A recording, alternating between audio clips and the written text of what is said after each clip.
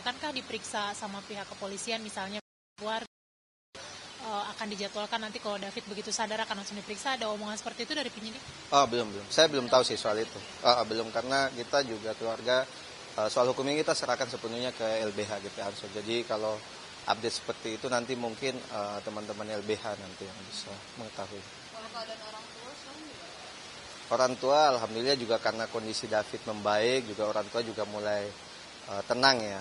Beberapa hari udah mulai tenang, sudah diajak untuk tenang, gitu, bercanda. Gitu. Saya belum tahu update soal itu ya, belum tahu update. Oke.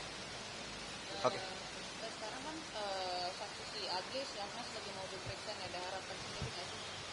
Soalnya kan dia ada di tempat kejadian. Kira-kira gimana? Ya kalau dari saya dan keluarga sih bisa pokoknya diproses adil-adilnya.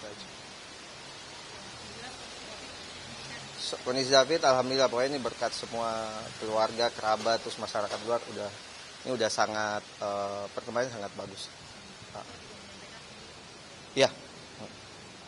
Terakhir Bang, ada komunikasi nggak Bang dengan keluarga sampai saat ini Bang? Kalau di awal setahu saya pernah, maksudnya keluarganya datang ke rumah sakit itu iya, tapi kalau terakhir saya belum tahu. Belum ada lagi Bang? Belum ada. Itu terakhir pas di Permata Hijau. Iya betul yang kayak kemarin saya sampaikan.